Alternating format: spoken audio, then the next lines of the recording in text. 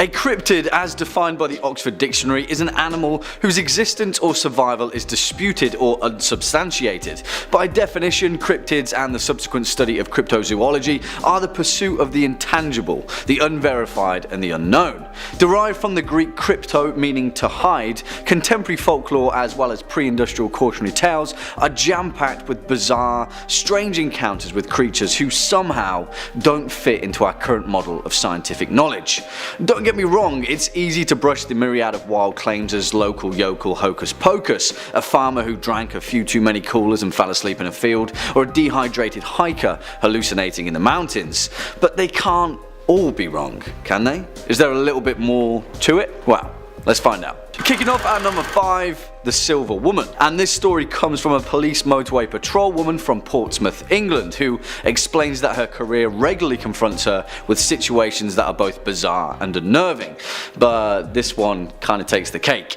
On the 25th of November around 6:30 PM during a routine speed camera setup in the Portsmouth city centre, her speed trap began picking up random tracings of non-existent objects in pitch black darkness, hurtling past her vehicle at around 30 to 40 miles per hour. Now, I know what you might be thinking, the device was obviously malfunctioning, but that wasn't the case, and our police officer had already thought of that. She trained the camera manually back onto the road surface to see what had been picked up, and she was shocked to discover that on the screen was what could only be described as humanoid figures running up and down the street at about 40 feet ahead of the vehicle. Strangely enough, they seemed to have a silver appearance to them, almost shimmering and translucent. She looked out of the window and again, nothing was there, but when she looked back at the screen, about 10 feet away from the vehicle was one of the same silvery entities standing motionless, facing away from the van, hulking and breathing in a strange fashion, as if they were weighing up taking on the police officer. What were they? Well, we'll never know, and when she played the tape back for her fellow officers, the silvery entities were nowhere to be seen. Yeah, I've got no clue about this one. Coming in at number 4, the folk monster. Now, Bigfoot is obviously the heavy hitter of the cryptid world. People have devoted their entire lives to hunting down the elusive mountain creature, stretching all the way across the wildlands of North America, as well as similar instances across the planet. But there is one little town in America that seems to be the hotspot for these sightings: Folk, Arkansas, and in 1971 it became the scene of its most terrifying legend. Meet Bobby Ford, a man who vehemently claims he's seen Bigfoot, or a version of it, describing it as 7 feet tall, ridiculously fast and covered in long brown hair. And he saw it up close and personal. It was a Saturday when Bobby and his brother were out hunting a short distance from their rural home when they heard screams in the distance. Bobby's wife, Elizabeth Ford, was frozen in horror when a creature reached through the front window, massive and hairy with glowing red eyes that made no sound except for heavy breathing. When Bobby and his brother ran back to the home, the creature turned and grabbed him as he sprinted up to the porch. It tackled him to the ground with ease and then disappeared into the woodland. The creature had left behind clear tracks in the house and nearby area, 3-toed footprints that matched the deep 3-fingered scratches that were made in the wood of the front porch. Bobby Ford was rushed to hospital and treated for minor wounds and shock, and the family were so terrified by the encounter that they moved out. They'd only lived there a week. That's terrible timing. Next up at number 3, the Grey Man of Ben Macdui. Ben Macdui in Gaelic, Mountain of the Son of Duff, is an awe-inspiring peak of the Scottish Highlands, staking the claim as one of Britain's highest mountains and the highest of the Cairngorms National Park. It's been scaled by countless people throughout history, but there are those that claim that there's something more sinister living out on the mountain: the Grey Man of Ben Macdui, and it doesn't like visitors. The creature is said to be at least 20 feet tall, and one eyewitness of the creature's presence, a respected professor and mountain climber named Norman Colley, said that he was first aware of something following him during his ascent after hearing strange footsteps behind him. Alone, isolated on the mountain, something was following him. and it wasn't human. The footsteps were laborious and delayed, as if that whatever was following him was much, much taller than he was. When he saw it, he described the grey man as vaguely human-shaped, brown in hue and fur, and shrouded in a strange grey mist. In 1945, a similar thing happened to a renowned mountain climber named Peter Densham, who described the exact same encounter with the exact same creature. Again, in 1958, the Scots magazine wrote of a similar account from naturalist Alexander Tunion, who this time found himself armed with a rifle and fired several rounds into the grey man. He thought he'd hit it, whatever it was, but after trekking over through the snow, found no sign of the creature. It vanished away like fog rolling across a mountain, and the mystery of the grey man of Ben McDewey remains unsolved. Number 2. Mongolian death worm. Our next entry is a cryptid whose name really says it all. If you ever hear something get described as a Mongolian death worm, you have to figure that is probably not the friendliest form of life out there. For starters, it sounds like it would be way more at home in the dunes of Arrakis than it would be on our Earth. That one's for my Frank Herbert heads out there. The creature is also called Ogoi Korkoi, which translates to large intestine worm, which is, that's just lovely.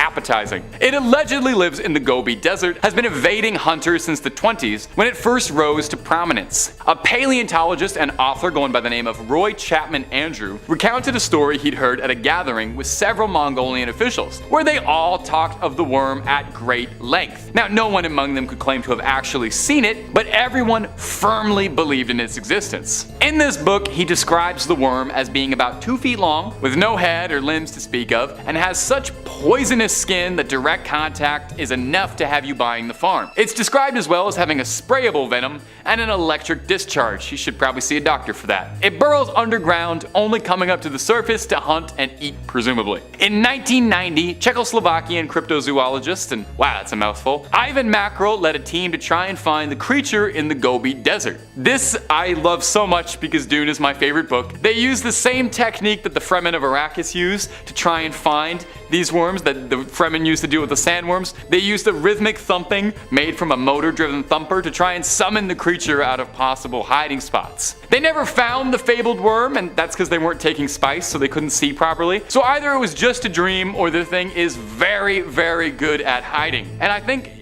with a little work, that could make a fun expression. Oh, it's as hard as trying to find a worm in a desert. We'll workshop it. Number 1. Gashadokuro. And our final entry is going to come from Japan, and as a fabled mythological creature, and may I just say, is one of my favorite mythical monsters I've read about in a while. As soon as I was reading about this thing, I started texting my friends. I was so excited about it. This thing is a real-life Dark Souls boss fight. Maybe I'm outing myself as way too much of a nerd here, but this thing is where the inspiration for High Lord Wolnir and Grave Lord Nito of Dark Souls fame came from. I couldn't resist throwing it out there. Sorry, guys. Formed from tens of thousands of bones of fallen soldiers, the Gashadokuro is a massive titan of a beast, a gigantic skyscraper-sized skeleton. Is that not the coolest thing you've ever heard? A giant which wanders around the countryside during the darkest hours of the night. Their teeth chatter and their bones rattle, which is why the translation for their name translates loosely to rattling skull. You'd have to imagine though, you would probably hear this thing chattering its teeth from a few hundred miles away. You'd hear it in the next town over. It's said that the Gashadokuro is born when mass amounts of soldiers die on the same battlefield. Their bodies rot in the fields, and they don't receive proper funerary rites. As such, their souls are filled with torment as their bodies lay face down in the muck, and that malice permeates their bones, causing them to twist and mend into unnatural ways, clumping together to eventually form the humongous skeletal monster of a boss fight, the Gashadokuro. Now, troublesome for humans, it's said that a Gashadokuro is too large and too powerful to be felled by ordinary weapons. Although, I have to wonder if that's still true. I feel like we put more gunpowder in things in 2023 than they did in the Sengoku period, and I'm pretty sure a bulldozer would make short work of a bunch of bones being held together with hatred. It's said that these creatures no longer show up because the amount of dead bodies in one place are not nearly as high as they once were in rural areas of Japan back then, with significantly less wars and plagues occurring, which is a sign of progress, right? You know, if there's so few piles of mass graves that they're no longer reanimating as Godzilla-sized skeleton demons, that That's a real positive note for the human race, and I think something we can all smile about. Kicking off at number 5, the Loveland Frogmen. Hailing from the misty swamps and vast wetlands of rural Ohio, the Loveland Frogmen, also affectionately known as the Loveland Lizards, are a cryptid unlike no other and have reportedly appeared under several bizarre circumstances on a regular basis in Ohio's Clermont County. Allegedly, the first sightings of these eerie bipedal amphibians first occurred in 1955 and has proven to be one of the most intriguing cryptozoological mysteries in North America. The creatures themselves allegedly live in the temperate forests and wetlands of Clermont County and are able to survive the cold winters of the region without having to hibernate. Useful. During their first sighting at approximately 3:30 AM, a local businessman was driven down a lonely stretch of road, running alongside the Miami River on the outskirts of the small town known as Loveland, Ohio. Suddenly and out of nowhere, the man claimed to have witnessed 3 bipedal quasi-reptilian entities emerge from the dense reeds and begin to congregate by the side of the road. The man slowed down and turned out his lights as he pulled his car up to a curb to observe these creatures further. He claimed that they stood between 3 and 4 feet tall, were covered with leathery skin, and had webbed hands and feet. Their most distinguishing feature though was their distinctly frog-like head, which the man claimed bore deep wrinkles where their hair should have been. Well, since then, over 5 more sightings of the Loveland Frogmen have occurred over a 60-year period. What do you guys think? What's going on, Ohio? Next up at number 4, the nameless thing of Berkeley Square. And I absolutely love this story either way, because if you've ever heard of the famed 50 Berkeley Square in London, England, then you'll know that, cryptid or not, this place is terrifying enough. It's proof as well that there are some cases out there which irk on the realm of the paranormal and become a category so unexplainable that they don't really fit into anything, or can fit into anything. I don't know, it's pretty nebulous. Either way though, the haunted legacy of Berkeley Square has featured ghosts and poltergeists the world over, and it's widely considered to be one of the most haunted places in England. But there is one particular instance that takes the cake, the nameless thing of Berkeley Square. A tale that takes place in 1840 when a 20-year-old Sir Robert Walboys got into a drunken dare in which he had written off Berkeley Square and its paranormal reputation as a whole load of Kaiser Soze. He put money down that he could spend the night in the building's most cursed and haunted second floor, and so the next evening did exactly that, with a pistol in his hand.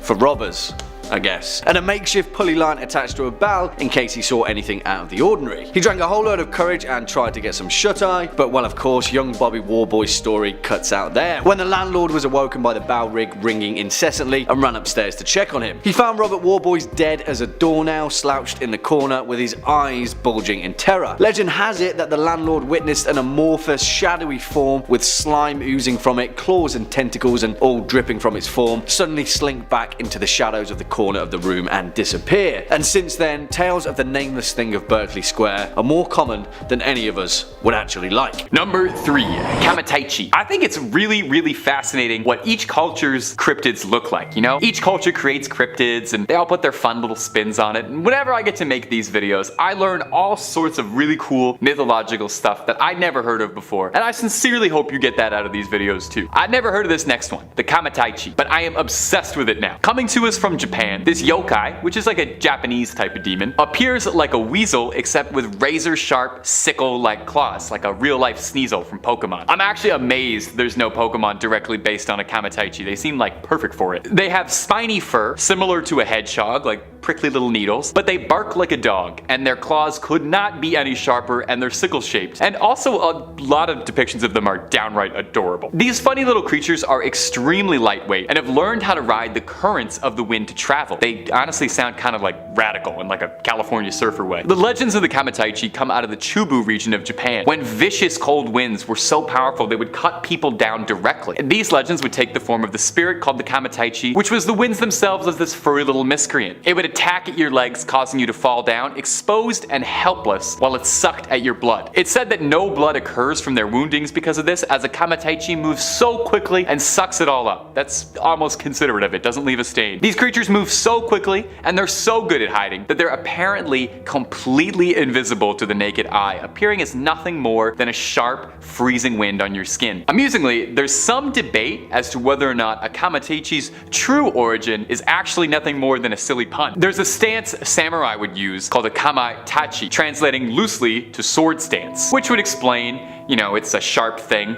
I don't know where the stance comes in, but it's sharp. However, there are legends all throughout Japan, throughout many, many regions, all telling stories of creatures that ride the wind and attack humans, and the sickle weasel remains among the most popular and among the most adorable. Sorry, Kamataichi, you are just so cute. If anybody knows where to get like a stuffed toy of this little guy, please comment under the video. I need to know. Number 1, the Yeti. Coming in at the number 1 spot, a mainstay of any trip to the mountain, the Yeti. I mean, who else could possibly take the number 1 spot on a list about winter cryptids? Maybe Rudolph the Red-Nosed Reindeer. Does he count as a cryptid? I guess he was. Maybe he's more like a mutant. Anyway, a Yeti is an American manufacturer specializing in outdoor products such as ice coolers, vacuum insulated drinkware, and I'm reading the wrong one.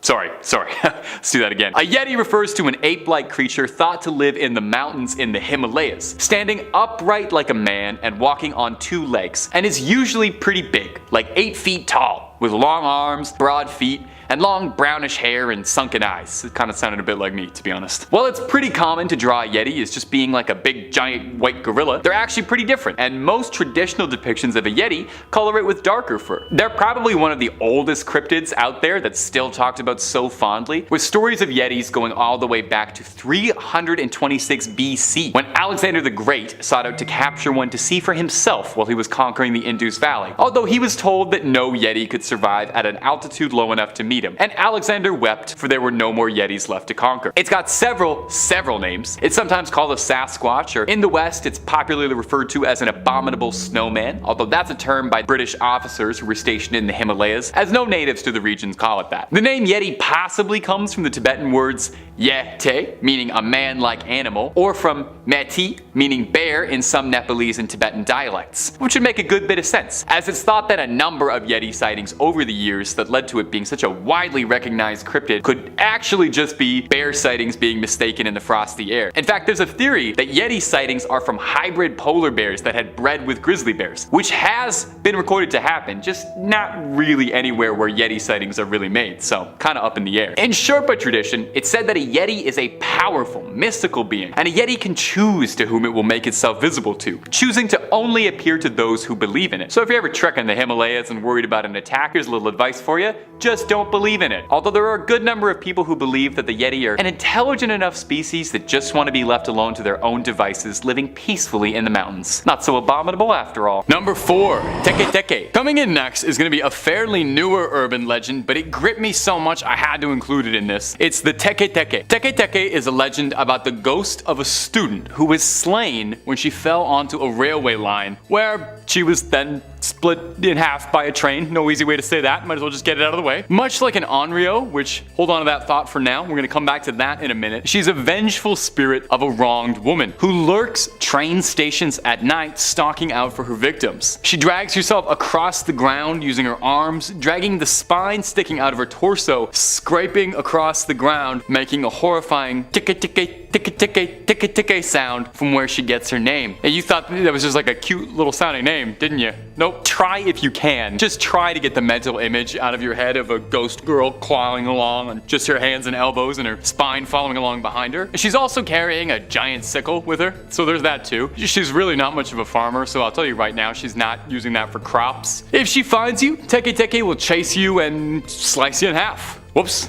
Some variations say that she only takes your legs, which I guess is better, but really not by much. There's a specific variation of the legend that gives Teke Teke a bit more backstory for her origin, saying her name is Kashima Raiko, and she's a specific entity. She died when her legs were severed from her body, and the next part gets a bit creepy, so you might want to grab onto something, maybe put a little salt circle around your computer. It's said that when an individual learns of Kashima's story, she'll appear to you within the next month.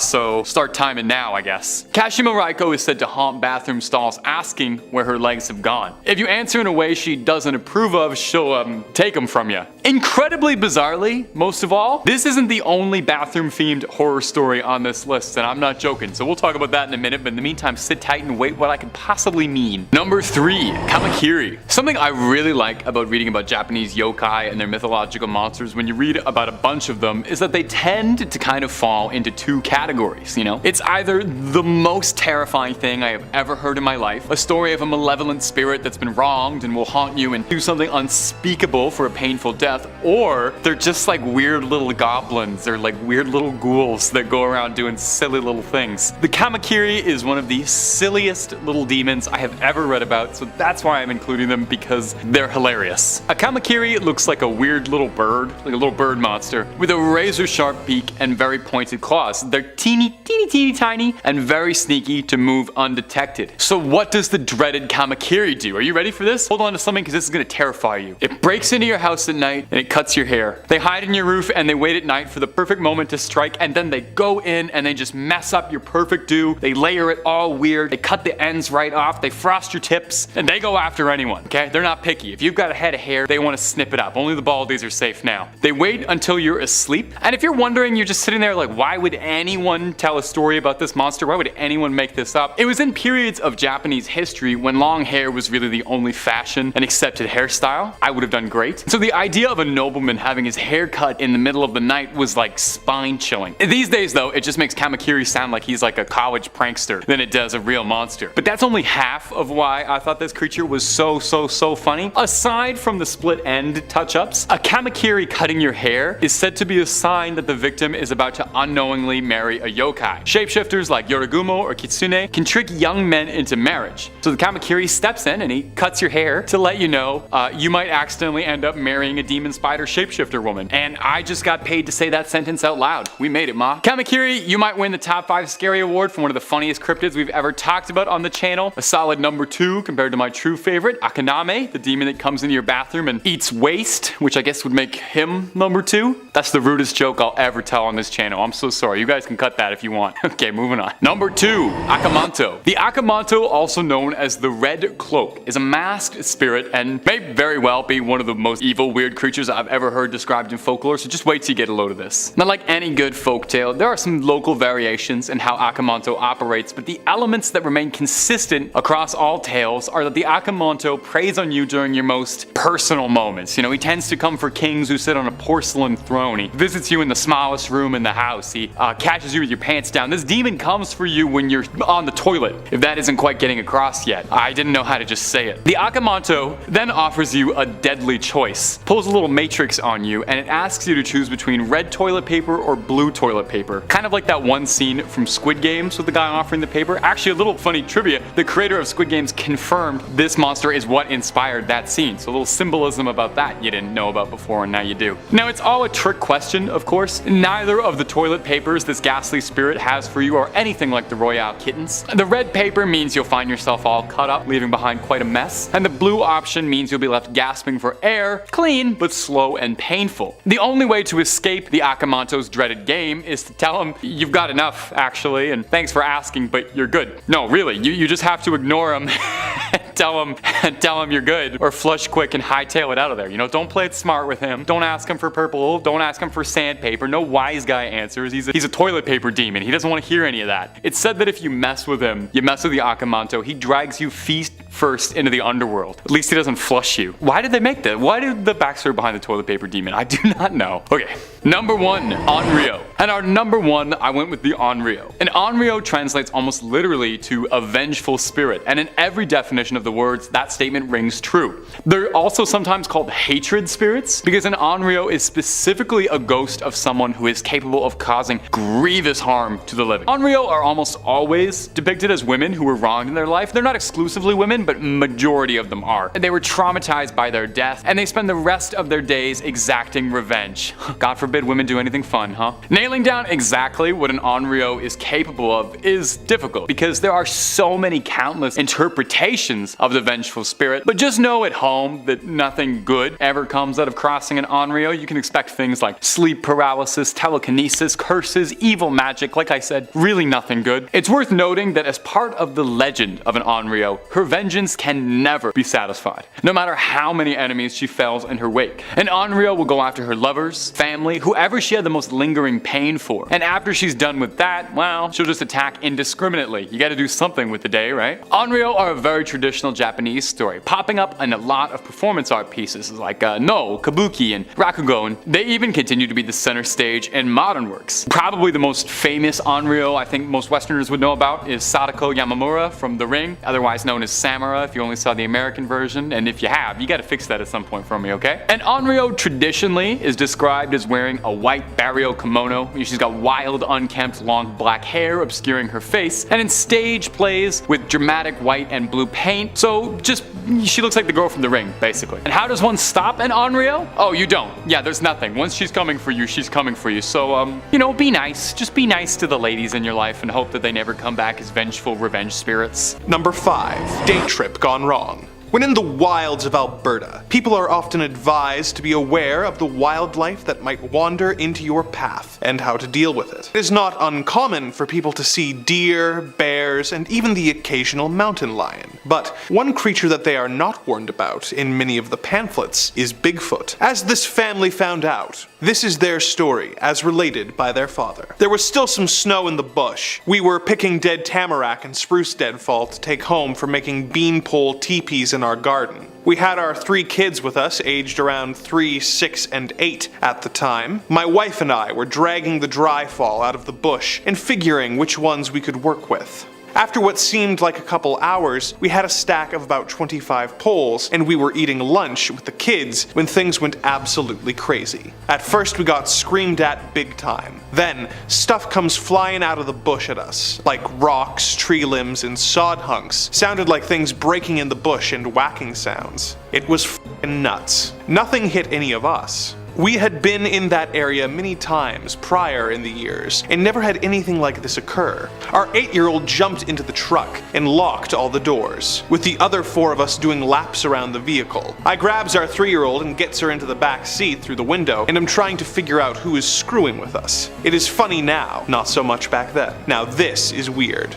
First, whoever or whatever was crawling on all 4s over all the downed timber and old logs, staring right at me as it moved back and forth. From what I could make out, and another 1 or 2 were behind it, also on all 4s, crawling around behind with the closer one that seemed way bigger, one that I could make out, although the bush. These ones were about 15 to 20 feet inside the tree line. We were parked in the ditch off the old lease road. About 30 to 40 feet further into the timber was another 2, or a couple person's silhouette we could make out. They were moving through the trees, making animal crazy sounds, big deep volume. We were like, holy crap, no person could do that. No way anyone could belt it out like that. Not a chance. This went on for what seemed a good couple minutes. All of the kids began freaking out and crying inside the vehicle. My wife was standing with me when we were watching this go on, and then started telling me, let's get out of here. And I am trying to get a grip on the shit I am looking at through inside the trees. I don't think I was freaked out by what was happening. I could just not process what I was looking at. I still recall thinking, why are some people trying to scare the crap out of us out here? Number 4. Wycliffe Regional Park. Despite being posted on the Sasquatch Alberta website,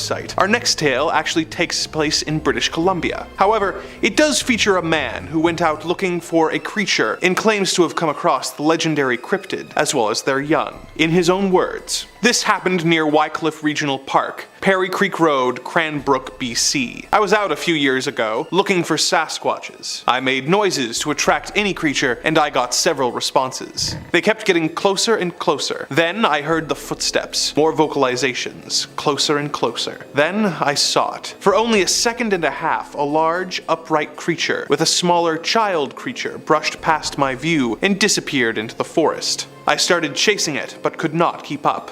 Right where I saw it moments before, there were footprints 6 inches into the ground, and hair on trees where they were. I know this sighting is not in Alberta, but pretty close, so I just wanted to let you know about my experience. I did take photos, but they were lost when my old phone broke. I had been there 3 to 5 times before with friends, but we didn't find much evidence until the other time I reported about earlier today. I have not been back there because I am just shocked and kind of terrified of what I saw. I went out there just because I didn't know what was on the dirt road past the Wycliffe Regional Park, and I just wanted to know what I would find back there. Number 3. Medicine Hat. Next, we We have a tale from a man who saw Bigfoot as a child without ever being aware what a Sasquatch even was until this encounter. However, this experience with the legendary creature left quite an impression on the man, who can still recall the event in great detail, even all these years later. As he put it, I first started reading about Sasquatches in 1972 after my first encounter. I was born in Calgary, and about once a month we would go to Banff, Kananaskis, or Bragg Creek to go camping. I got used to seeing bats and other wildlife at a young age. On the last weekend of August 1972, we went to Medicine Hat to visit friends. On Saturday the 26th, we went to have a picnic around 10:30 a.m. in Strathcona Park. We started a fire and then went down to the South Saskatchewan River to swim and play in the water. It was sunny and warm with no wind. At about 1 p.m., it was decided that we would make our way down the winding path to our campsite, which was about 150 yards away. Eager to get a hot dog on a stick, I ran ahead of everyone else. About 75 yards down the path, I was jogging when I suddenly smelled a strong odor. I stopped, and it smelled like a freshly washed dog that had rolled around in garbage for a week. I heard a light rustle to the right, and as I turned to look, I saw a large black and red furred back of something facing away from me to the west. I could hear the creak about 30 yards ahead of the creature I was looking at. Its butt was a couple inches off the ground. It was hunched forward at some Saskatoon bushes, and it had a cone-shaped head that seemed to be sitting on its shoulders. It was about 4 feet wide at the shoulders and about 5 feet high. It made no sound or movement, but when I thought to myself, what am I looking at? I was answered by a thought of, you don't see me, I'm not here. I wondered what I was looking at again, and again I got the same response. Suddenly it quietly muttered a chattering sound, and when I heard it, the thought of get out of here now entered my head. Without hesitation, I started running towards the campsite, and as I did, I could hear a heavy thump, thump, thump sound running towards the creek, and the sound of bushes being crunched. When everyone else got back, I asked if they had seen or heard it, which no one had. I was told it must be a bear, but I said it didn't look or act like any bear I ever saw. Then, a friend said I must have seen a Sasquatch, and everyone laughed. I asked, what is a Sasquatch, as I had never heard or seen the Patterson-Gimlin film. When they told me what it was, I said that it was probably what I saw, and everyone laughed again. I started to read and learn as much as I could about them. I forgot to mention that the Sasquatch was about 30 feet away with an unobstructed view. Swinging in at number 2, the Cabbagetown Tunnel Monster, which is an urban legend from my current stomping grounds of Toronto, Ontario, that is grounded in such bizarre circumstances that it remains a warning not to go wandering through the dark tunnels of downtown Toronto. I'm talking about the path. Ever. Don't go there. In 1978, in the eastern Cabbagetown district of Toronto, a 51-year-old man known as Ernest had a terrifying encounter in the network of tunnels that sprawl beneath the city. He had been out searching the neighborhood for a missing kitten that him and his wife had been raising when he stumbled across a tunnel entrance and decided to explore. After venturing 10 feet into the gloom, Ernest suddenly came across a creature that looked somewhat like a long, thin monkey, around 3 feet in height, with large teeth and covered in grey fur. It had unsettling eyes, he described, that peered out of the darkness in a bright orange hue. Even more unsettling, Ernest claimed that the creature spoke to him. Go away, it said in a hissing voice before slinking down a tunnel off onto the side. Ernest was reluctant to come forward with his story. He was a respected member of the community and he feared that he'd be ridiculed by his peers, but after being convinced by a friend, he spoke to the Toronto Sun, and a group of journalists and investigators followed him into the same tunnel. Although they didn't see the creature, they did see that the narrow tunnel led to a strange, gloomy chasm that dropped into the unseen sewer system below. And even stranger, they found the maimed, half-eaten carcass of a cat buried loosely beneath the dirt and debris. It permeated the legend of the Cabbagetown Tunnel Monster, and whatever it was, we may never know for sure. Just stay away. And finally, our number 1 spot, the Jersey Devil. Of course, it has to be perhaps one of the most notorious cryptids of all time, the famed Devil of Jersey, whose origin dates all the way back to when New Jersey was still a British colony. Hundreds upon hundreds of tales have been spawned from the legend of the Jersey Devil, dating from the early 1700s right up to recent times. As the legend goes, Mrs. Jane Leeds came from a poor family who carved out an existence in the bleak pine barrens of Jersey, a rugged place with dense forests, sandy soil and deep swamps. In 1735, Mrs. Leeds discovered that she was pregnant pregnant with her 13th child, which is, as they say, unlucky for some. Now, Mrs. Leeds wasn't too keen on giving birth, to say the least, and she claimed to friends and relatives that the devil can take the next one. And that's exactly what he did. When the baby was born, it was monstrous, with a scaly reptilian body, a horse's head, bat's wings, and a long forked tail. He spread his wings, shot up out of the chimney, and soared out across the pine barrens. The legend of the Jersey Devil was born. Now, whatever you think of this cryptid, truth, or urban legend, it's the frequency that the Jersey Devil appears in contemporary folklore that is important. Hundreds of people have reported sightings of a strange bat-like creature with wings and a forked tail, flapping its wings across the pine barrens and cackling into the night. In 1816, Joseph Bonaparte, the brother of Napoleon, reported seeing the creature while hunting game in the woods. In 1840, a respected minister pointed his congregation towards a ghastly creature flapping above his church, and in 1909, literally thousands of people saw the same creature on the same day at the same time at multiple locations. In fact, it got so bad that schools had to close down and people just flat out refused to go outside. And still, to this day, New Jersey natives will warn you to tread carefully in the pine barrens. Number 5. Menangle. Starting off of our list of horrifying cryptids that would have the devil checking underneath his bed is the Menangle, a demonic vampire spirit of the Philippines. Now, there is a good chance that I am horribly mispronouncing that name. My Tagalog ain't quite what it used to be. Just being a big vampire creature would be enough to earn a spot on this list, but the Menangle doesn't settle for just the bare minimum. Oh, no. This creep turns it up all the way. Listen to me describe this monster and tell me that it wouldn't be out of place in Elden Ring attacking you in the horrible wastes of Caelid. The Menangle is a humanoid bat creature hybrid. And a quick aside, while I was doing some research for this video, I found it really interesting that nearly every culture has their own variation of a humanoid bat cryptid. There's the Ahul in Indonesia, Kangamato in some African regions, and Bruce Wayne in North America. The Menangle has giant leathery bat wings, which it uses to sweep through the night, grabbing its prey and fleeing off. And we haven't even started talking about the Menangle's namesake and action feature. Its name comes from the Tagalog word tangle, which means to separate, with its full name roughly translating to one who separates itself. Well, whatever does that mean? Well, it's because this nightmare creature can split itself in half, taking to the skies as a disembodied torso with flapping bat wings screeching around. Can you even imagine how soul-stoppingly scary it would be to see a giant bat monster flying around with like its entrails just hanging out for everybody to see, hanging loose like an old man in a gym shower? Its favorite prey is couples, young newlyweds in love, and also people who are sleeping. No respect from this thing. You shouldn't attack sleeping lovers. If you're hearing this and you're locking your doors, a Menangle is said to be thwarted by garlic. Now, garlic will thwart it, but not slay it. I'm just glad I eat so much garlic and I'm very repugnant and I'm gonna be alone for the rest of my life, so I have no danger of Menangles. Now, if you want loads more cryptid content, we have got enough to fill up a zoo worth of the creepiest critters ever to crawl through the woods. Not your jam? We got aliens, monsters, movies, true crime, fake crime, and a lot of videos about a big shark. There's a little something to scare everybody. So hit that bell, stay subscribed, and stay scared. And please stay watching this video. I worked hard finding all these cryptids for you. Number 4.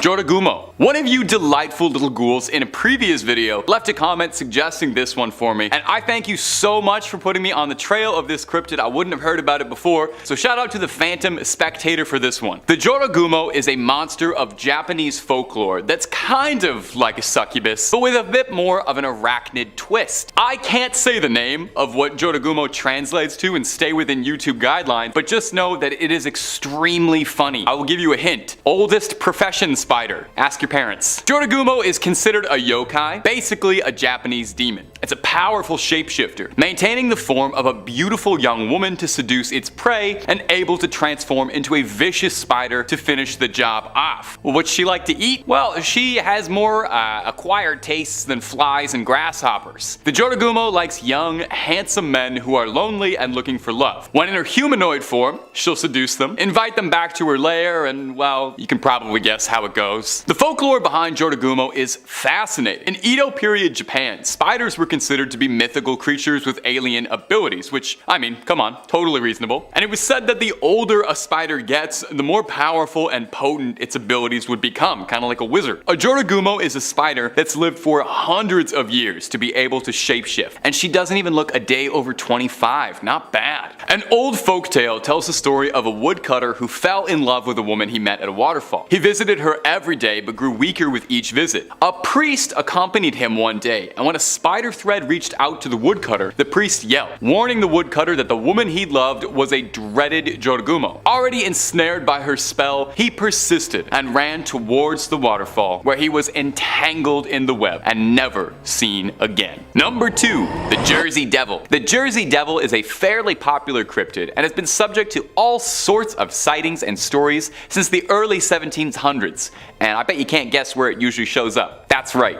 California. Nope, New Jersey. The Jersey Devil is commonly described as manifesting itself as a chimeric creature with a horse's head, bat wings, a snake-like tail, and hooves. There's an interesting folktale that says that the Jersey Devil was brought into our world when a woman was stressed out over her 13th pregnancy. Good lord, yeah, I would be too at my 13th pregnancy. Okay.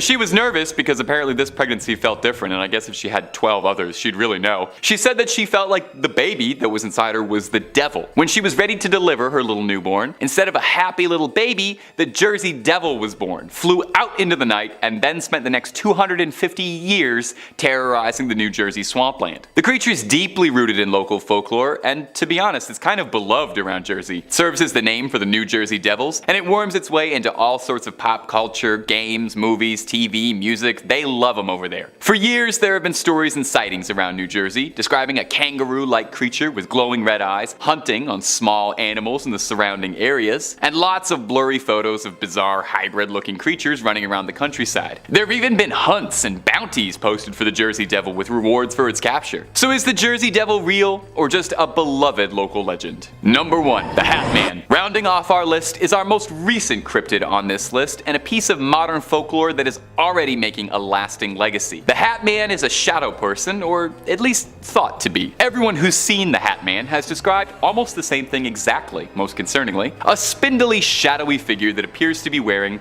a hat. Sometimes a fedora, sometimes a top hat, but everyone describes him as wearing an old, out-of-date style, so you're not going to see him in a shadowy snapback anytime soon. He always appears fairly towering, and you can't see his face. It's obscured, or just not present, and the only thing you're truly able to make out are his pinprick red eyes poking out of the shadows watching you. Depending on who you ask based on the sightings, the Hat Man can be considered somewhat benign. Maybe. It's usually reported that the Hat Man appears to people who are suffering from sleep paralysis or insomnia, and most claims of Hat Man describe him as just watching, observing, studying, or whatever. I honestly don't know if that's better than it attacking you. However, it's not all just stories of nighttime stalking. There are some who claim that when they've been visited by the Hat Man, that he's jumped them or choked them, or they felt burning sensations on their scalps or their chest. Although some say he's just watching you for I don't want to know why. There are many who believe that he feeds off your negative emotions, and perhaps this is how he satiates himself. It's said that people who are visited by Hat Man are those who are already struggling with something emotionally resonating. Sometimes people in the same family even report seeing the Hat Man in similar occurrences, so does he target specific groups of people? Or is it just certain emotions he hungers for? The Hat Man is shrouded in mystery, and even just thinking about him is enough to make my hair stand on end and start eyeing the coat rack in my room just a little suspiciously when I turn the lights off. Number 5. Snow Wasset. Coming up first on our list of icy cold little critters is the Snow Wasset, a fearsome, legless little cryptid and a local one to boot, so I had to include it. Anything that comes from the greater Canada area is a big deal for me. It winters by the Great Lakes and the Hudson Bay, and in the rest of the year crawls up to Newfoundland and Labrador. Totally the wrong time of year, buddy. You gotta go to Newfoundland in the winter for Jake's dinner. Anyway, a Snow Wasset is like a weasel. It's a long, furry creature, except it has no legs. Except in the summertime, where it does have legs and also turns green. If I was a biologist, I would love to get my hands on this thing and figure that out. That particular part of the lore of this creature is really fascinating to me. Why would a creature shed its legs like baby teeth? What cruel joke of evolution is that? It's like a mammal sandworm. Anyway, I gotta move on. When it's in its legless, winterized form, it burrows deep beneath the snow and ambushes its prey by surprise and drags them into the frozen underground. Absolutely horrifying. A frozen, legless, furry little snake is not pleasant by any definition. A wasset is said to be 4 times as large as a wolverine and 40 40 times as hungry, requiring a vast amount of meat to keep it sustained. Doesn't shed enough calories shedding those legs. I'm sorry, I don't know why I'm so hung up about this, my ghouls, but I am. Maybe it's because there's not actually that much information about the snow wasset out there. Sightings and stories about it date back mostly hundreds of years, and there haven't been too much buzz about them ever since. Perhaps they're extinct. Or perhaps they've all just burrowed under too deep where I can't see them. Either way, the only thing that really stood out for me is they turn green and have no legs, so I'm gonna keep banging on that. And hey, when it's this cold outside, what do you really need to go out for? Stay inside, order some food, turn the heat up, and keep watching Top 5 Scary for the rest of the night. And while you're there, maybe think about tossing a subscribe your way if it's not too much trouble. Number 4, the Nucklavi. Coming up next on this list is the Nucklavi, a cryptid that I had never heard of before researching for this video, so I hope it's new to you too and you get to learn something cool. The Nucklavi is an old Nordic myth, a demon of the sea appearing as a horrifying demonic part horse, part man, part thing hybrid. Seriously, this thing is disgusting. It looks like somebody glued a bunch of leftover horse parts and man parts together, and it's completely skinless, leaving its exposed flesh to all the elements to see. Kinda looks like one of those behind the scenes video of how they make McDonald's chicken nuggets, you know? The Nucklavi is said to be trapped in the sea during the warmer months of the year, and then come winter is set free to wreak all kinds of havoc. This thing is pure evil, destroys just by breathing. The horsey head part emits toxic fumes just by opening its wretched maw, and this vapor causes crops to wilt, people to fall ill, and drought soon follows after. I see why they keep this thing locked up for most of the year, because it kinda sounds like a royal nuisance. It's thought that the Nucklavi was first created by old Nordic storytellers as a way of rationalizing and explaining away things like drought and plague destroying the harvest. It's much easier to put a face to your problems, and when that problem is a wretched flayed horseman, it's easy to get angry at that. When stories of the Nucklavi were told, it was thought to be so evil that its name was always said in a hushed whisper for fears of speaking too loudly of it could attract its attention. Oh, I wish I knew that about 2 minutes ago. I just said its name like 16 times very loudly. It's said that if you were ever to encounter the dread Nucklavi, to find the nearest fresh body of water. This sickly creature of the sea is deathly afraid of fresh water, I guess. You'd think a creature with all that skin exposed wouldn't like salt water or the cold, but hey, there you go. To each their own. You do you, terrifying skinless monster horseman. Number 3, a Chenu. A Chenu is an Algonquin creature of folklore, a bit similar to a Wendigo, but with some fun regional twists. While both creatures hunt in wooded northern areas, and are both commonly associated with the wintertime, a Wendigo is usually depicted as a stretched out, emaciated monster, whereas a Chenu is depicted as being massive, very furry, and only getting larger and larger the more it eats. Actually, reading that back now, I realize that's not terribly impressive. Most things get larger and larger as they eat. Much like a Wendigo though, a Chenu is thought to have been formerly a man who was turned into a beast, either through their greedy ways, refusing to feed the starving, or for those who give in to the darkest of temptations and consume human flesh willingly. A Chenu is described as looking like a cross between an old man and a beast, large and imposing in appearance, with big chunks of their own flesh missing, possibly self-inflicted. They cover themselves in the forest, hiding themselves with leaves, bark, snow, pine needles, until they look like a horrible lint roller of the woods that walks upright. Interestingly, unlike a Wendigo, it's thought that the process of turning into a Chenu can actually be reversed. There's some good news. In some folk tales, the way to cure a Chenu is a special medicine that can cause them to vomit up their frozen heart and vomit up the flesh that they've consumed, causing the afflicted to revert back to their human form in a sight that is no doubt disgusting for everybody. But if this isn't possible, if you don't have this medicine on hand, or it's just not feasible to trick a Chenu, you can also get it to eat salt, which will apparently melt it from the inside. Poor Chenu. You're forced to live a tormented existence as a snow monster, isolated from your former friends, doomed to hunt on your former species, consuming only the darkest meat available, and you can't even order a little bit of salt for your dinner, eating a totally flavorless diet. I got nothing but sympathy for you, Chenu. Number 2, Pullman sighting. Alberta is one of the best places in Canada to go hunting, if that is an activity that you enjoy. There is a variety of wildlife and strict rules in place to ensure that none of the animals are overhunted. However, you can't get tags to hunt a Sasquatch, which is probably for the best, as this hunter found out when he was making his way up a mountain and came face to face with an animal he wasn't expecting. This is his story. I was hunting 19 kilometers north of Coleman, Alberta. It was late afternoon, early evening. I moved up the mountain, following a game trail through some heavy brush, tracking some elk in the area, and I came upon what I thought was a very large black bear in the brush, about 30 feet ahead of me. It stood up on two legs and turned to look at me when I realized it was not a bear, but a large, heavy-set animal with a black face and no snout, ape-like in appearance. It looked surprised but not scared of me. It backed away from me and disappeared up the slope rapidly, and reappeared short about 150 feet up the slope. It looked down at me and called at me with a weird screech that made my hair stand up. It then quickly disappeared up the slope. I tried to go up a little farther, but the slope was very steep, and I couldn't figure out how it was able to move up the hill so quickly. Shortly afterwards, a bunch of bighorn sheep came stampeding down the slope from where the thing had gone. They looked terrified, but ran right past me in their haste. I decided to join them and made my way back, looking over my shoulder the whole way. I could have shot it, but I honestly didn't know what it was. I did not return to the area last fall because I am no longer comfortable hunting in that area. I haven't told anyone, but I found one of your posters in Kananaskis, and I thought that I should at least tell you guys about it. I'm an engineer in Calgary, so I do not want my customers to think that I am a kook, but I know what I saw, and it wasn't a bear or someone in a suit. It was a real animal, and I think it was a Sasquatch. Number 1.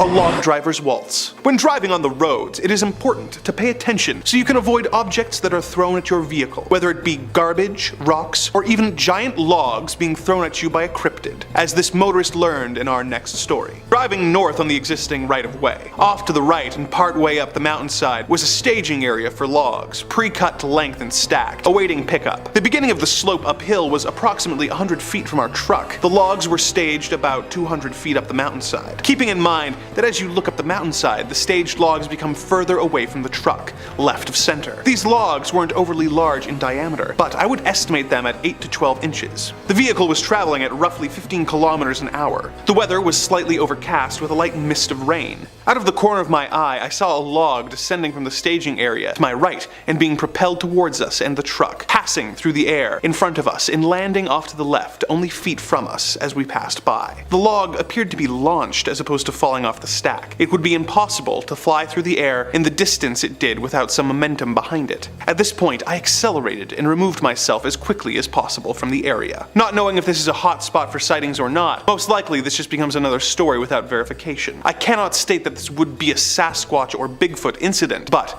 I know of nothing else that could possibly throw a log and project it at my vehicle from that distance. The added elevation could make it possible for the log to travel that distance. I have made mention of this incident to other organizations in the past, but did not follow up with any requests. Today, I am retired to verify the elevations and distance of which I am referring. I should also mention that the log flew through the air like a spear. It did not tumble end over end. With that, another one of our journeys together is complete. The evil forces that run this dark dimension have asked that I remind you to like, comment, and subscribe, lest they be forced to send you alone into the woods with only hungry Sasquatches for company. Number 5. The Dover Demon. Starting off on our list is the cutest cryptid on this list in my opinion, but still a creepy little freak. I like to start with the cute ones to kind of ease you into it. The Dover Demon first appeared in Massachusetts in the town of Dover, lending it its name. It appears as a spindly little demon kind of looking thing that sort of resembles a little gray, the traditional big-eyed aliens that you see everywhere. The Dover Demon is identified by its blank face, its red glowing eyes, and its hunched quadruped stature. The Dover Demon was first recorded in the late 1970s, discovered by 3 teenagers who were driving through Mass when they saw something bizarre being lit up by their headlights. Initially, they didn't think too much of it until they noticed that the creature in front of them looked more like a human than it did an animal. The driver, one Bill Bartlett, described the creature as resembling a baby with elongated arms,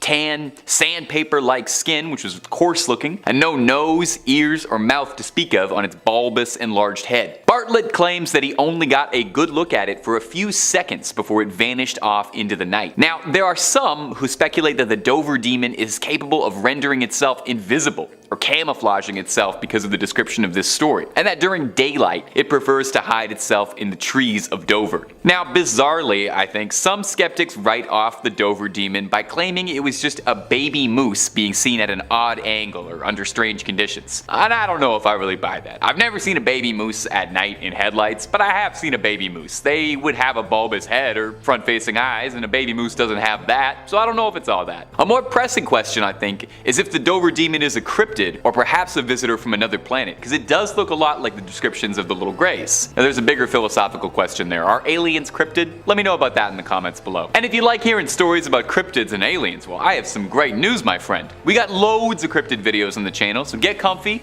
click through the playlists, and stay subscribed for something new every day. Number 4, Goatman. Up next on our list of cryptids that'll keep you from sleeping is Maryland's own Goatman. Now he might look like Mr. Tumnus, but he isn't going to take you to Narnia anytime soon, and there'll be no Turkish delight in your future. Appearing as a half-human, satiric hybrid, the Goatman is thought to roam around Maryland, but he's been sighted in Louisiana and Texas as well. You know, perhaps he gets bored, perhaps he was taking a tour. The Goatman is said to carry a hatchet with him, and not for hacking any lumber. He's been said to be responsible for missing animals around the wooded areas in Maryland. Now there's a pretty good historical precedent for goats involved in mythology, with satyrs as a mythical historical cryptid, and goats have been associated with Satan and demons for generations. But the Goatman himself has got a pretty rich history in Maryland folklore. Depending on who you ask, he's either just a cryptid goat man who wanders the woods, or if that's not satisfying enough for you, one particularly colorful origin for the goat man is that it's the product of a mad scientist's experiment who was experimenting with goats,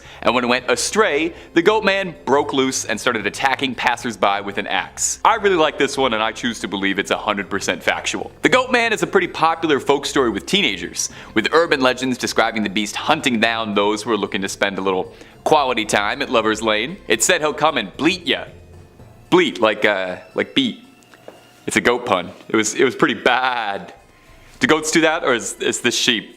I'm not sure. You know what? I shouldn't be practicing here. We're gonna move on from this. The Goatman still hasn't been seen as much in recent years, and I sincerely hope that he's still out there. Number 3, Qualpalic. The Qualpalic, or the Qualipiluit, is an indigenous cryptid, with most stories emanating from Nunavut, Canada, and Alaska in the United States. The Qualpalic is described as appearing vaguely humanoid, but having scaly and bumpy skin, and long, stringy, disgusting black hair. They are described as being disgustingly ugly and that they reek of sulfur, and I think it's worth noting that you cannot find a single artist's depiction of these things that don't make them just look like vomitatiously gross. Interestingly, the creature is predominantly described as being a female monster, although some local variations of the stories exist where it is described as a male creature, but most tales revolving it describe it as a lady monster. The Qualpalic is a bit of an icy boogeyman, snatching up children who misbehave, waiting around thin ice to crack up and drag those children down into freezing cold water. It's thought that the origin of this creature was first told as a story for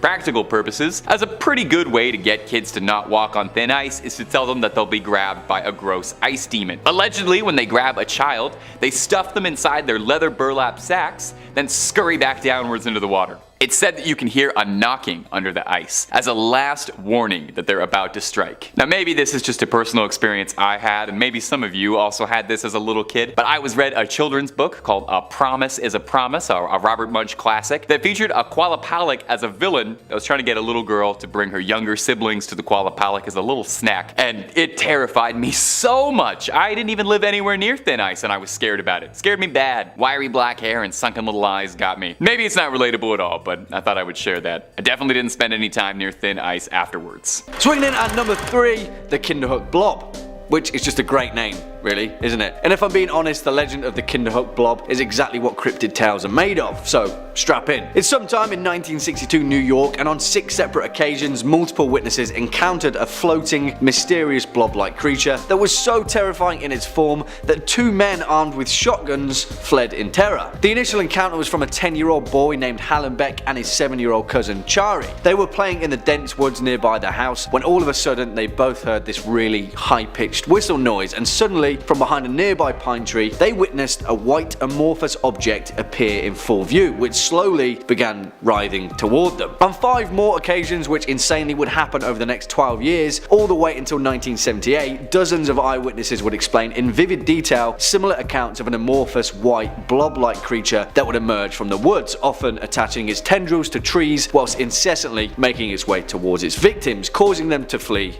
in terror. So much so that on one occasion 2 grown men tried blowing it to pieces with shotguns to no avail, and then turned tail and ran. What I love about this story is the essence of a cryptid tale. For all intents and purposes, the Kinderhook blob could be a disused weather balloon floating listlessly through the air, but because it was seen multiple times by multiple people in the right setting, the legend of the terrifying white blob quickly became a horrifying reality. Either that, or it's a sentient alien lifeform that's going to consume us all. So yeah. Coming in next at number 2, the disappearance of Peter Grayson. The Groot slang, or the Groot slang, which in Afrikaans loosely translates to big snake, is a legendary creature widely considered to be one of the continent's most prolific cryptids, and is reputed to dwell exclusively in the deep caves and cavernous systems in the Richtersveld, South Africa. According to legend, the Groot slang is a primordial creature that is reputedly as old as the world itself, and dwells within what locals refer to as the bottomless pit, which also, conveniently enough, is also filled with precious diamonds. Well, diamonds historically have a proficiency of attracting daring adventurers, and one of those adventurers just so happened to be an English businessman known as Peter Grayson. In 1917, Grayson and a team of excavators began an expedition into the Richtersveld cave system, accompanied by several local guides. After heading out into the rocky desert landscape, and upon hearing that Grayson intended to descend into the bottomless pit, unwittingly the lair of the Groot slang, the local guides quickly left after warning Grayson that they'd lost friends and family to the violent serpent before, and they weren't going to do it again. He shrugged it off, and alongside his 2 excavators headed deep into the cave, and well, that's the last that they heard of any of them. The Grayson dynasty faded into obscurity after their patriarch was never seen alive again, but as the legend goes, one of the local guides returned to the cave a day or so later after feeling guilty for abandoning Grayson and his team. At the entrance of the cave, he found the body of an excavator, half of his body actually, to be specific. His legs and most of his torso had been ripped clean off, and he died attempting to crawl back out. What a way to go. And finally, coming in at our number 1 spot, the legend of Yuri Grando. And I just have to tell this cryptid story because it's one of my favourites, and it's also considered to be one of the first historical instances of vampirism. As the legend goes, Yuri Grando Eljevic was a villager and poor peasant from the region of Istria, which now makes up modern-day Croatia. Historically, he was referred to as a strigoi, strigon or strigun, a local word for something that resembles a vampire and a warlock. Sometime around 1656, Yuri died due to an unknown illness, but according to legend, he regularly returned from the grave at night as a vampire to terrorize his village until his decapitation in 1672. The legend tells that for 16 years after his death, Yuri would rise from his grave by night and terrorize the village. The village priest Giorgio, who had buried Yuri 16 years previously, discovered that at night somebody would knock on the doors around the village, and on whichever door he knocked, someone from that house would die within the next few days. Eventually, the villagers rallied after witnesses saw the corpse of Yuri roaming the streets, and led by the town's mayor, chased and tried to kill him with a hawthorn stick, but failed to pierce his supernatural flesh. The next night, 9 people went to the graveyard and dug up Yuri's coffin, finding a perfectly preserved corpse with a smile on its face. It was Yuri with pristine white flesh and no signs of decomposition. They tried to stake him once more, but witnesses noted that the stick would not penetrate its flesh. Eventually, the villagers were so terrified and kind of fed up with his vampire antics that a brave villager known as Stipan Milicic took a saw and decapitated the corpse. As soon as it tore Yuri's skin, the vampire screamed and blood began gushing from the cut. Allegedly, a man that was presumed dead for 16 years. Yeah, that one's pretty worrying, right? Number 5, the Fresno Nightcrawlers. Starting off the list is going to be my favorite cryptids in the whole wide world, the Fresno Nightcrawler. If you've never seen footage of them, it's going to change your life. Look at them. Look at the way they stride around like a pair of pants that came to life. These things are the absolute perfect cryptid to me. There's never been a story of them hurting anything or anyone. There's no livestock that goes missing when the Nightcrawlers are around. It's just some chill dudes going for a late night stroll. I can really get down with the lifestyle that the Fresno Nightcrawler night crawlers were about. The night crawlers were first spotted in Fresno, California, which makes a lot of sense why they're called that. They've been mostly spotted in California almost exclusively, a couple times, save for one reported sighting in Poland, so must have been a pretty long walk they were going on. The first recorded sighting was by a man in Fresno named Jose, who claimed that during the night he heard his dogs freaking out at something outside. He went to go see what his dogs were making so much noise about, and through a security camera system in his home, he saw the two little crawlers making their way around. He woke up his brother to come watch the footage as well, but by the time he'd awoken, the creature was already gone. The next morning, they called in investigators to inspect the lawn and the footage, but there was absolutely no trace of anything. No footprints, no spots, nothing. All they had was grainy CCTV footage of the night crawlers making their way down the lawn. Since their sighting, there's been endless debate as to just what the night crawlers are. Some suspect spirits or ghosts, because they do look kind of spectral in the video, but a number of people have also put forward the idea that the night crawlers could be visitors from another world. They don't look like anything on this planet, so maybe they came down. Who's to say? The only person who can truly decide is you. And hey, if you want to see loads more videos of things what might be cryptids or what might be aliens, then you already know the vibe. It's Top 5 Scary. We got more videos of cryptids and aliens that you could ever watch, but you're welcome to try. Stay subscribed and don't miss a scream. Number 4. The Enfield Horror. The Enfield Horror is a pretty notable cryptid in American history, and it gets its name from a small string of sightings when it terrorized the town of Enfield, Illinois. The creature has been described as a small, goblin-esque being. Oh, you know how I feel about goblins. It doesn't really resemble any living animals on this planet that it could very easily be described as. It's reported as having 3 legs and leathery skin and moving in a vaguely monkey-esque way compared to a baboon hopping around. So the first time the Enfield Horror was ever spotted, it was in 1973 by one Henry McDaniel. He and his wife had been out that night and were returning home and were greeted by their children. The kids had told their father that there was something they'd seen outside that was trying to get inside the house by scratching on the door. Mr. McDaniel initially assumed it was probably just a cat or a dog, but later on during the night, that peculiar scratching came back again at the front door. He went out to shoo the animal away and was shocked at what he saw. He described to police that it had 3 legs on it, a short body, 2 little short arms, and 2 pink eyes as big as flashlights. It stood 4.5 feet tall and was grayish colored, and it was trying to get into their house. McDaniel saw this weird little thing and thought best to rid the world of it and fired at it. He claims he struck the creature, telling police that, "When I fired that first shot, I know I hit." He says the creature hissed at him, claiming that it sounded like a wildcat hissing, and then proceeded to bound away in long leaps across the yard. The next day, police were alerted to the story and sent over to investigate the yard as to what happened. They didn't find much, but they did find 3-footed tracks throughout the yard. So just what on earth was the Enfield Horror? Or is that the operative word? Was it of this earth? Could it have been some animal that had lost a leg and was injured limping around? Or is it something that had slipped out of an enclosure from a UFO and was hopping around our planet looking for a new meal? Number 3.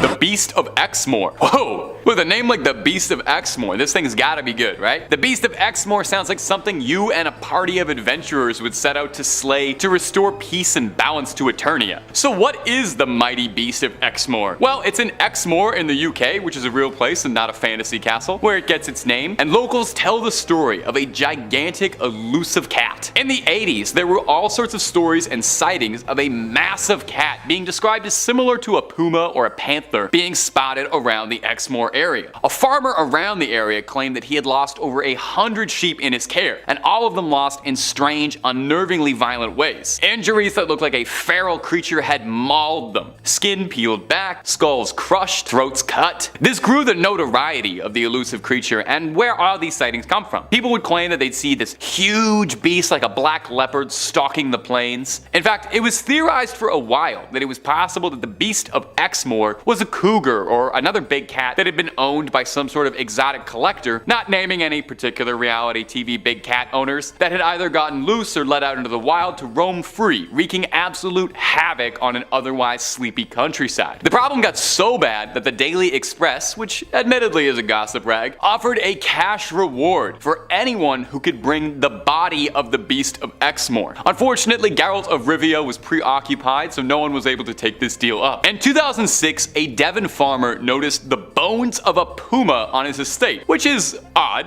as there are very few pumas roaming the British countryside. There's cougars, yes, there's a lot of cougars in Great Britain and the UK, but I wouldn't consider Catherine Zeta-Jones a threat. So was the bones found the remnants of the Beast of Exmoor, or does this elusive cryptid still stalk the night, attacking sheep? The frustrating thing about hunting a cat cryptid is there's no way it's gonna come when you call it. Best thing you can do is put out a big cardboard box and hope that it'll jump inside that, because it's a cat. Number 2, Goat Man. Okay, some of these cryptids have been a little grounded, realistic animals that got loose or whatever. I'm over that. We need one on this list that's just completely out there in every regard, supernatural and wild. So let's discuss the nastiest kid in Maryland, the Goat Man. Now, he might look a bit like Mr. Tumnus, beloved childhood character, but he is not taking you anywhere as nice as Narnia anytime soon, and he sure as heck don't got no Turkish delight for you. He manifests as a half-human, half-goat, a satyr of sorts, and sightings and descriptions describe him as having a goat's head and the body of a man. The legend of the Goat Man started down in Maryland, and is primarily where most of his legends come from, but he's also been sighted around Louisiana and Texas as well. We love a Goat Man that's well-traveled. Goats have been figures in myths and folklore for generations, with goats thought to be associated with Satan and demons, but the Goat Man himself is all Maryland. Depending on who's telling the story, he's just a supernatural entity that wanders the woods, or maybe he's a former goat farmer who became deranged after losing one too many goats and he's a madman in a costume. If that origin leaves a little bit to be desired, he's also got a fantastic comic book bad guy origin story where he's the product of a science experiment gone wrong to,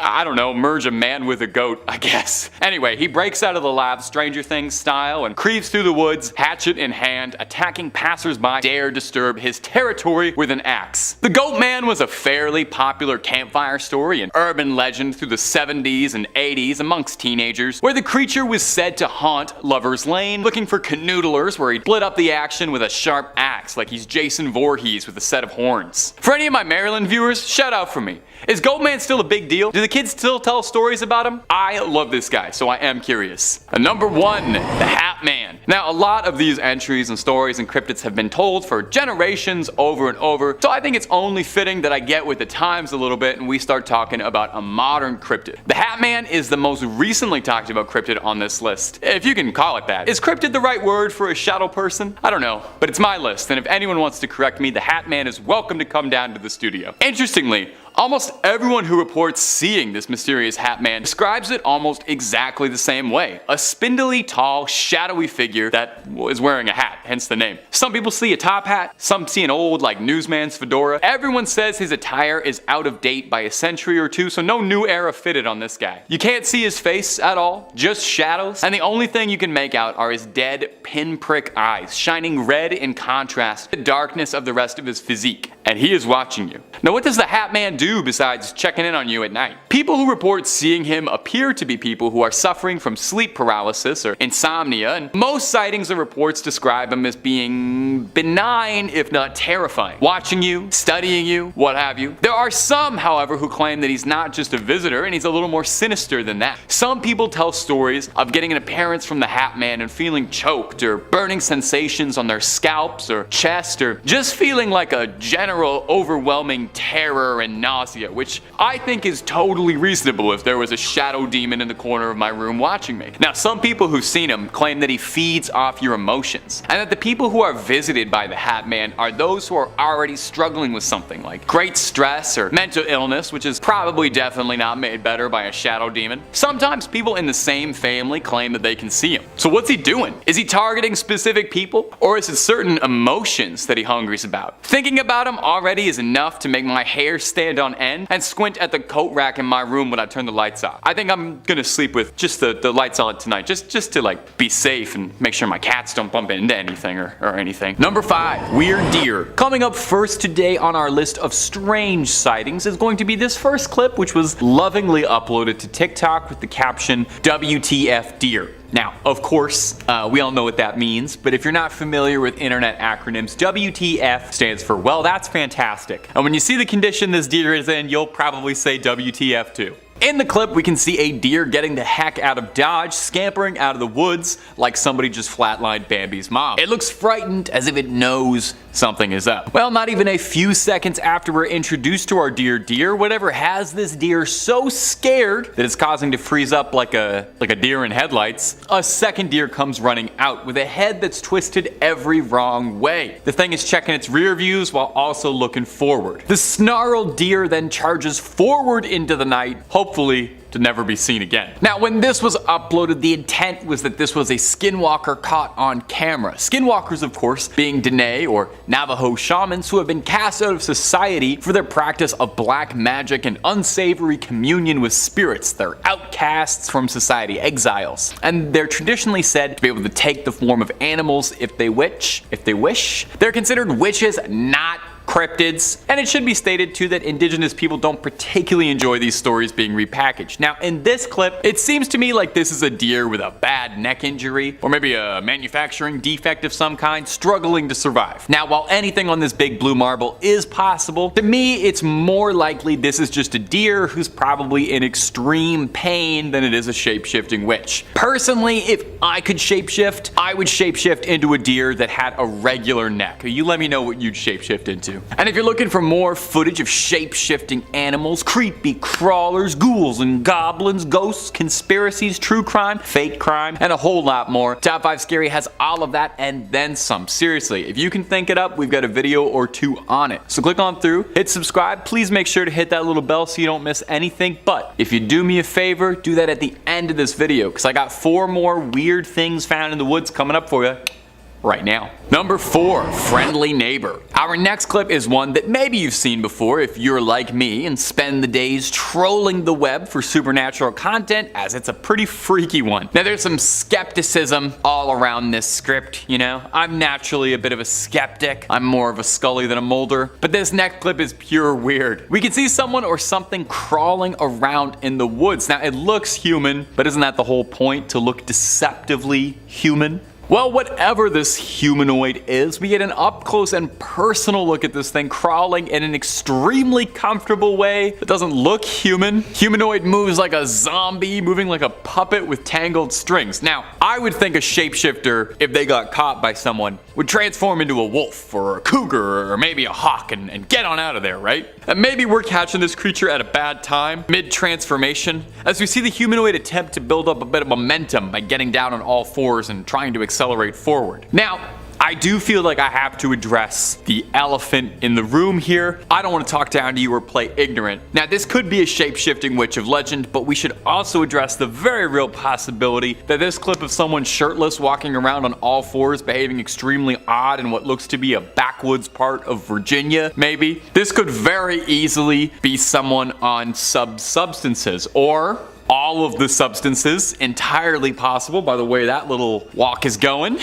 This looks like there is a cocktail of things going on in that head right now. Whether or not this is a supernatural threat or a chemical one, we might not know, but I think we can all agree, completely horrifying, and I would prefer to never have to interact with that person. Number 3, that ain't no book. And coming in right at our sweet little middle spot, here's a clip that I didn't think was the best, but I also didn't think was the worst. It's a perfectly neutral clip, perfect middle child of a clip. In this very short clip, we see someone driving through the backwoods late at night, real children of the corn kind of situation. Nothing but big stalks for miles and miles around, which is perfect actually. All the better for creatures of the night to stalk you in. That pun was a bit laborious, but we got there. In the clip, it seems like the driver notices a buck acting a bit strangely, until the camera zooms in ever so slightly, and you realize immediately, just like the title said, that ain't no buck. We see a bizarre creature on its hind legs running far, far away from the person filming, which I'm sure the person filming wasn't upset about at all. Now, this creature looks the most like what I think people imagine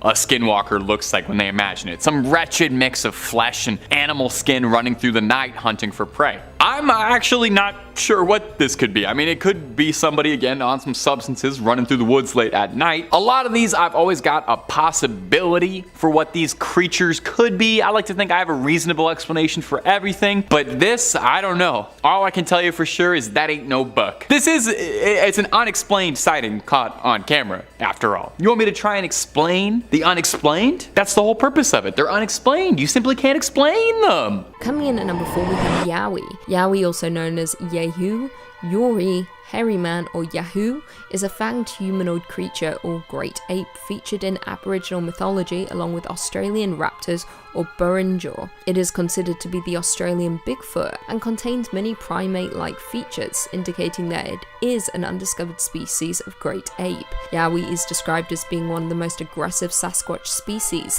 and has been reported ripping the heads off of kangaroos and dogs. In the past, it has been described to be around 7 to 9 feet tall, with a large red mouth and talon-like claws according to Aboriginal legends. It is also noted as having 2 large fang-like canines which distinguish the Yowie from the other Bigfoot species. There are around 140 placental mammals known to exist in Australia, most belonging to the order Chiroptera and Rodentia. Some cryptozoologists theorize that the Yowie could be some form of bipedal marsupial, such as a descendant of the New Guinea Holothurium. Coming in at number 3, we have Mongolian death worm. The Mongolian death worm, also known as its native name, Olgoi korakoi, meaning intestine worm, due to its red blood-like color and size, which is the size of an intestine.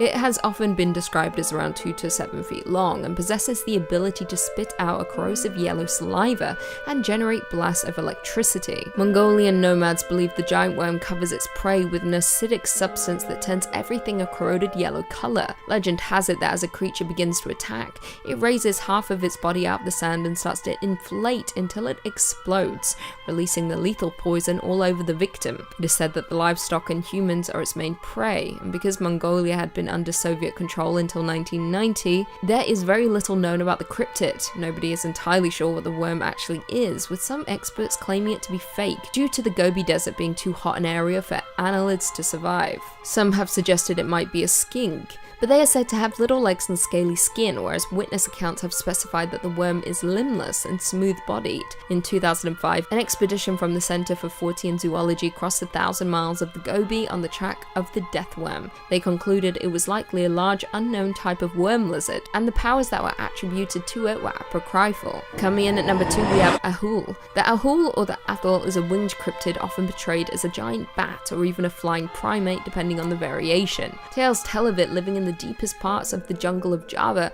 and can be found across most of Indonesia. Subspecies can be found on the neighboring islands of New Guinea in the form of the ropen, a presumed cousin to the ahul. The ropen aptly translates to demon flying and is also said to be a big bat, or more commonly a pterosaur. It is said to produce a light, possibly to attract fish. The ropen is said to have a long snout, large wings, and a long thin crest. It has a distinct face that has features of both a chimpanzee's and a bat's, large dark eyes, red-skinned wings, large claws on its forearms, and is covered in grey fur. It is also noted as having a wingspan of 18 to 28 feet and is said to be the largest bat known to mankind.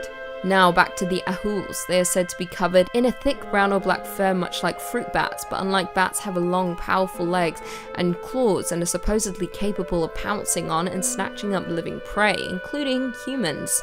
Sightings of these winged beasts are often dismissed simply as mistaken glimpses of owls, eagles, and other large birds of prey that inhabit the rainforests. However, many sources can confirm that the beast does in fact exist, and may even be an isolated and undiscovered species. And finally, coming in at number 1, we have Black Shuck. Black Shuck, or Old Shuck, or simply Shuck, is the name given to an unknown creature which is said to roam in East Anglia. It is one of the many ghostly black dogs recorded across the British Isles. The Black Shuck is often recorded as an omen of death, and some occasions a more companionable animal. Although it is classified as a cryptid, there have been various sightings and reports of the animal's appearance throughout the United Kingdom. For centuries throughout England, many have told tales of large black dogs with malevolent flaming eyes are often depicted as red or sometimes green. According to reports, the beast varies in size and stature from that of simply a large dog to being the size of a calf or even a horse.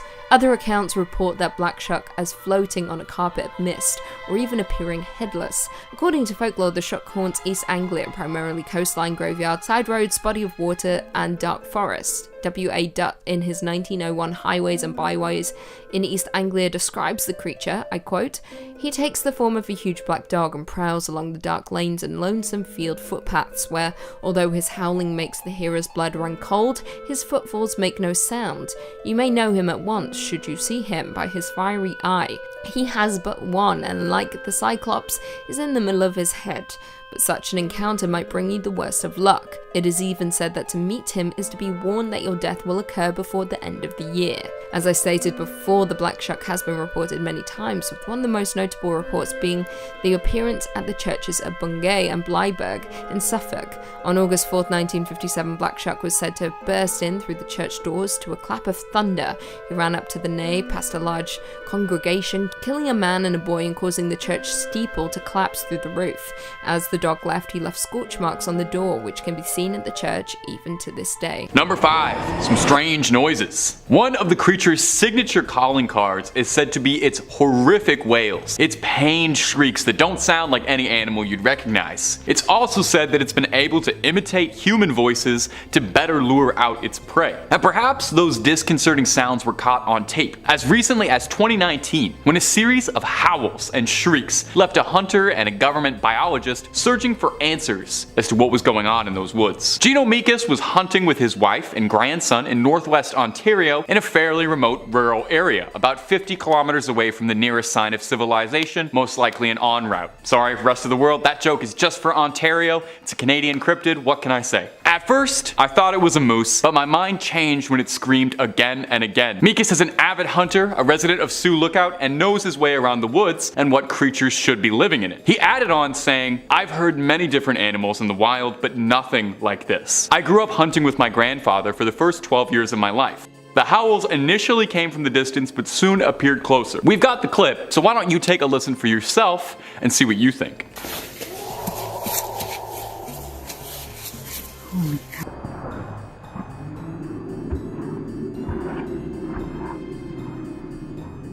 Now, some speculated that it could be a grizzly bear. However, there's not a lot of evidence for that since grizzlies don't really live in these surrounding areas. They are known to roam, but there's not reports of grizzly bears nearby. Others speculated that it could be a wolf, which definitely is possible, but you would think that an expert seasoned hunter would recognize a wolf. So, there's a number of people who speculate that this could be the mythical Wendigo caught on tape. And if you're looking for way more stories of folklore, creatures, cryptids, well, you already know what channel I'm going to recommend. It's the one you're watching right now. We've got tons and tons of scary lists just waiting for you to discover. So hit that subscribe button. Please make sure to hit that bell so you don't miss a single scream and get all caught up. But do that at the end of this video if you wouldn't mind. I got way more Wendigo sightings coming up for you. Number 4. Southern Ontario sighting. Our next story also comes to us from my home province of Ontario. Makes a lot of sense. It's where a number of regional myths revolving around the Wendigo all originally stem from. Now this one comes to us from an anonymous Redditor who posted to the Skinwalkers subreddit detailing a strange encounter that they had, possibly with the creature.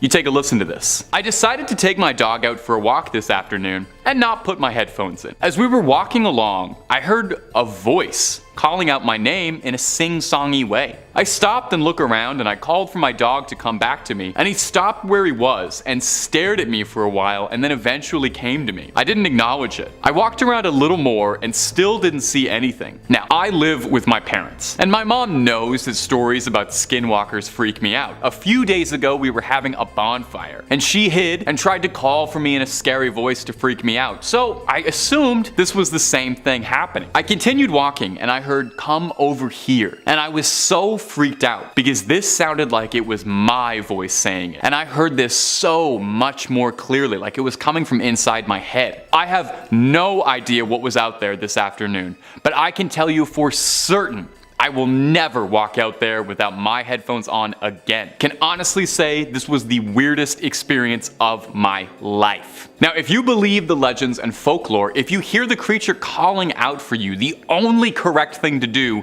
is to ignore its attempts to lure you away. You don't want to go toe to toe with this thing. You're not going to stand a chance. So it sounds like the original poster in this situation, even though they were scared out of their wits, still made the right decision and got off with just a scare and a story instead of something much, much worse. Number 2, the corvid. Coming up next on our list of strange sightings of shape-shifting shamans is this video uploaded to TikTok of a raven that's got people saying, "No more!" Like nevermore, quoth the raven, Edgar Allan Poe. I don't know. Sometimes I'm struggling for jokes. It was uploaded to TikTok by user Lindsay Ivan, and I don't know, something about her, she seems familiar, like I've heard her name before. Anyway, in the video, we get an up close and beautiful personal view of a beautiful raven with a very unnerving voice. It sounds as if it's got the voice of a human. Now, skinwalkers are said to be shape-shifting witches who can take the form of any animal they please and can mimic many voices. So is that what's happening here? Is that what this footage is? You sure that's why? Well, this next video I wanted to include solely because I wanted to debunk it, 1, and 2, take it as a small window of education for something I am very passionate about. Ravens are corvids, birds that are known for having hooked beaks and bristly feathers. They're usually black, although the blue jay is a very famous notable exception. Crows, ravens, magpies, jackdaws, jays, these are all corvids. Now, what makes corvids so interesting, and one of my favorite kind of birds out there ever, is they are unbelievably intelligent, with many ornithologists suggesting that ravens and crows, not only the smartest birds on the planet, but very well maybe like top 5 smartest animals out there. Among crows and ravens' many parlor tricks is that they're able to remember human faces. They understand the concept of causality. A raven understands what cause and effect is. Ravens can count, they've been shown making tools, they give gifts, they solve puzzles, and they can mimic sounds they hear with alarming clarity like a parrot. Everyone thinks of a parrot as a bird that can talk, but a crow and a raven can do it as well. So this beautiful bird in this clip is showing off his vocal range by mimicking human speech that he'd heard in a wondrous display of intellect from one of nature's most staggeringly impressive creatures. Or, of course, it could be a shape-shifting warlock of Dene legend that is grossly misattributed to almost every single random encounter on TikTok because the name sounds cool and people don't research things. Could be either one. Number 1, a scream in the woods. Coming up in the final spot today in our list of possible shapeshifters we just can't explain on camera is this viral video that's been making the rounds for its unexplained and terrifying nature. Now, this clip was originally uploaded under the name Strange Sounds While Mushroom Hunting. That sounds lovely. By user Tomorrow's Garden. Clicking through on the channel, we can see that they mostly stick to naturalist content, and when they're not doing that, they're reviewing the exciting world of stud finders and mouse traps. So supernatural hoaxes doesn't really seem to be a big part of their channel's identity, which is what makes this clip that much more real. In the clip, we see someone walking around a beautiful little forest as the user is checking out what's new with the local mycelium. Interrupting the bird song and the other beautiful sounds of the forest is a shrill scream that seems like it's come directly from hell, piercing not just your ears but your soul. Downright agonizing. Let's roll a clip of just that shrill shrieking. Pretty scary, right?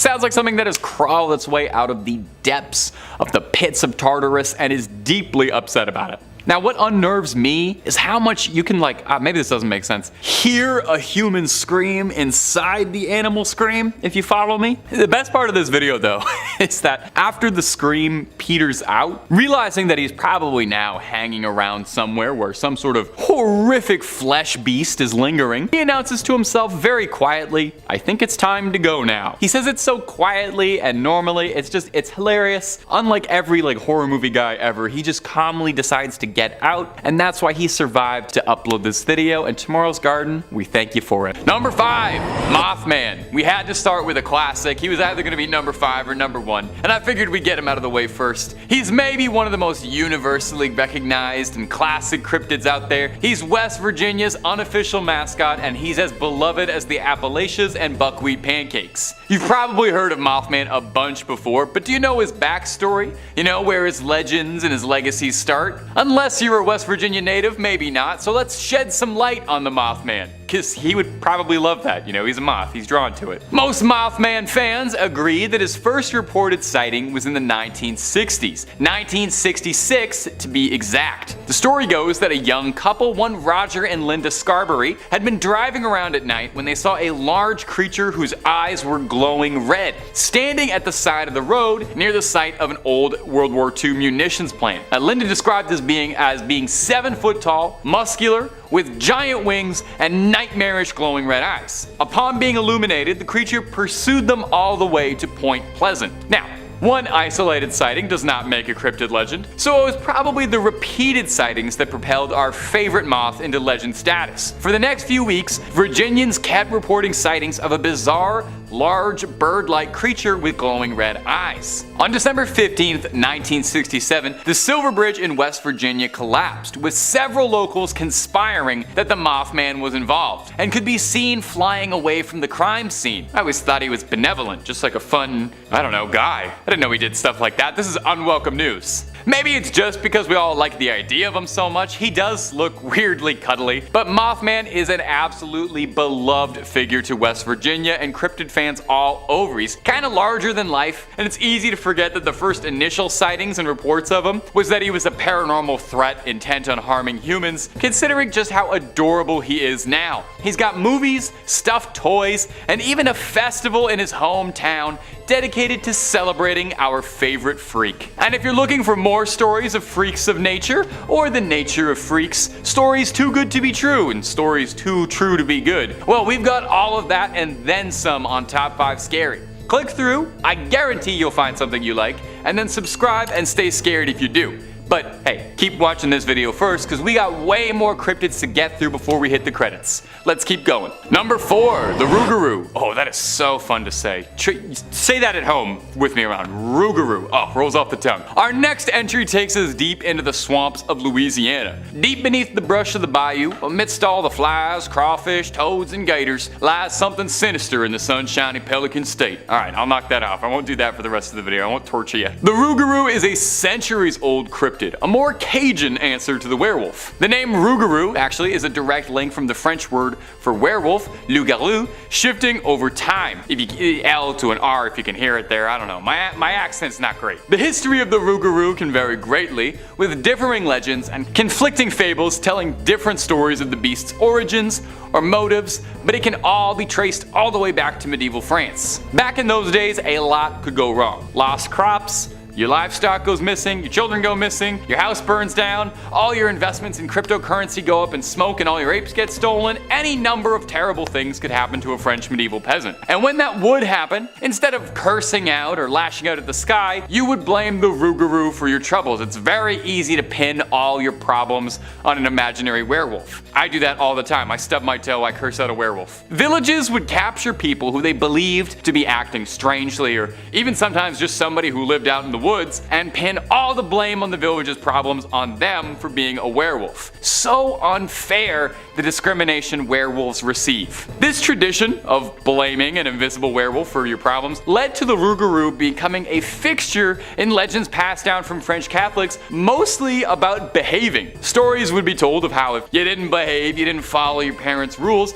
the Rougarou would come and he'd snatch you from your bed in the middle of the night and carry you off in the woods. Or sometimes he's like a very Catholic monster. If you didn't adhere to the rules of Lent every year, your sinful ways would see you transforming into a Rougarou. So it's a Catholic werewolf born out of naughty behavior instead of being bit by one. How exactly someone like transforms into a Rougarou is not made super clear, like if it only happens on full moons or if it's a one and done kind of thing and then you're a furry for life. All that's known is that the Rougarou is a deadly creature of the night, stalking the swamps, giving pause to travelers who dare explore the bayou late at night. But hey, so long as you mind your P's and Q's and you promise to give up whatever you said you would for Lent, you and the Rougarou should be headed in different directions.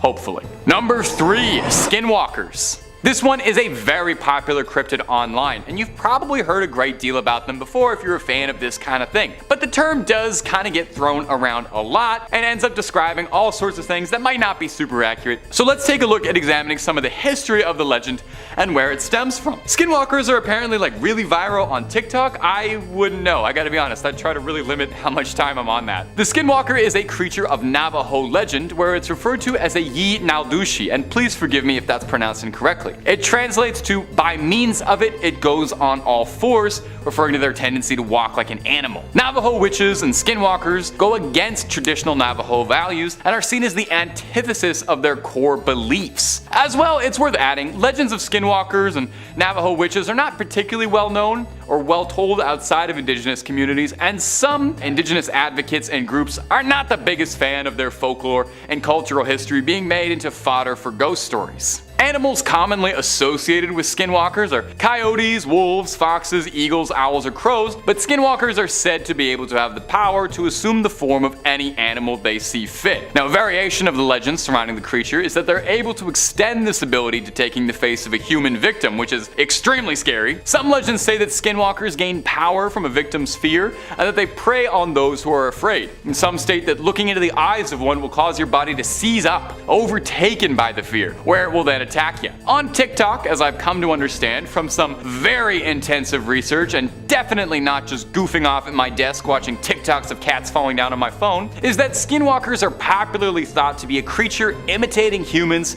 or animals and doing a poor job of it. Which case, if that is true, the likelihood of me being a skinwalker? Sky high. Coming in at number 3 is the chupacabra, one of the most famous cryptids maybe ever in urban folklore. For those somehow not in the know, the chupacabra is often thought to be a canid-like monster and is purportedly responsible for disappearances of livestock, predominantly throughout Mexico and the American Southwest, but also propping up in places like Puerto Rico. You know, a chupacabra has been around whenever you find that your livestock has either gone missing or is found dead with all its blood sucked right out. This is actually where the name comes from. While most depictions of the chupacabra almost always define it as being a coyote-like creature, albeit a twisted, mangled-looking one, usually described as a totally hairless dog with beady black eyes and a sleek figure. There are some stories and sightings of chupacabras that describe it as being more like a demon or an alien, describing it as being a humanoid creature, often reptilian in nature, walking around on 2 legs and feeding on livestock. In all the years since chupacabras have first been reported, though there are countless sightings, there's never been a fully recovered one that we couldn't explain. Everything that's been found by hunters always ends up turning out to be dogs with mange, being misattributed to being the cryptid. So maybe, is it possible that there's been a giant mix-up, and all the sightings of chupacabras that report them as canines are just that, just sick dogs that get mistaken for looking something weird, and that the real chupacabra is the reptilian, more bipedal sightings that get reported. It could explain why there's never been one recovered, and why livestock keeps going missing under bizarre circumstances. It's even possible that the drained livestock could be creatures that have been recovered to study, abducted under bizarre experiments. Could chupacabras themselves be in a bizarre experiment that's been unleashed into our world? A hybrid chimera breed that was created by alien life and let loose on us to run havoc on us? Number 2, the Dover Demon. The Dover Demon looks outright like an alien, maybe more so than anything else on this list. Its description describes it as a pale, naked, leathery creature with a giant watermelon-esque head and no discernible facial features outside of 2 gigantic eyes. Kinda looks like Roger from American Dad. It looks like the exact depiction of a little gray man. The first ever sighting of the Dover Demon was in 1977 in the small town of Dover, Massachusetts. One Bill Bartlett was driving down the road with his friends late at night, until they saw something bizarre creeping along a low wall of loose stones on the side of the road. Initially, Bartlett assumed that it was just a cat, one of the most often mistaken creatures for cryptids. But as the headlights shone on it, he realized it wasn't like anything he had ever seen. The creature slowly looked up to stare at him, and he described it as having peach-colored skin with a rough texture akin to sandpaper. Not long after initially seeing the Dover Demon,